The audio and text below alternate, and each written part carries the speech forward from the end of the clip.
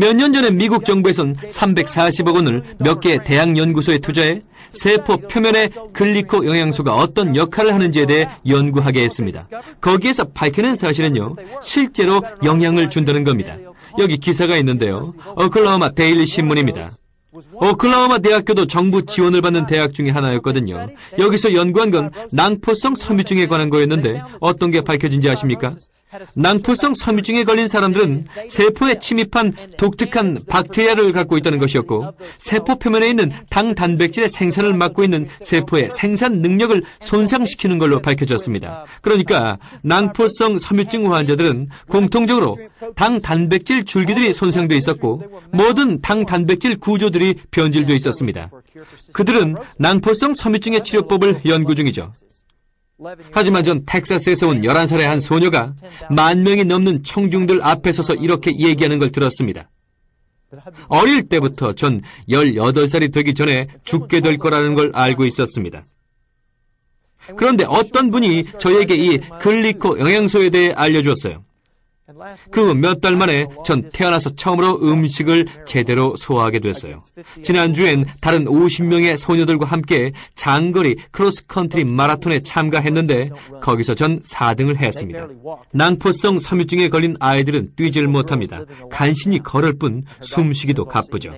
그 소녀는 이제 제대로 된 삶을 살고 있습니다. 의사는 내년에 다시 와라. 검사 안 해도 돼. 정말 놀랍다라고 했고, 소녀의 부모는 가래를 빼내기 위해서 더 이상 딸의 가슴을 치지 않게 되었습니다. 제가 누군가에게 이 글리코 영양소에 대해 전달하더라도 그들이 제가 얘기한 것들을 저처럼 진지하게 알아보고 확인해보지 않는다면 그들은 그 대가로 계속 고통 가운데 머무르게 될지도 모릅니다. 이 자체가 어떤 걸 치료하는 건 아니죠. 다만 여러분의 몸이 정상적으로 기능하도록 무장시켜주는 겁니다. 텍사스 남부에 사는 한 부인이 암 진단을 받고 다시 의사를 찾아갔습니다. 그리고 정밀검사 후에 수술을 해서 잘라내기로 했는데 막상 개복을 해보니까 악성 종양이 퍼져 있었습니다. 이런. 그들은 다시 봉합할 수밖에 없었고, 그녀는 유명한 앤더슨 암센터로 가서 다시 검사를 받았는데 검사 결과 굉장히 희귀한 종류의 육종암으로 판명됐고, 이런 얘기를 듣게 됐습니다. 이런 종류의 암에 걸린 사람 중 생존자는 단 한 명도 없었습니다. 2-3달밖에 안 넘었어요. 만약 항암과 방사선 치료를 하면 한 달 정도는 더 살 수 있습니다.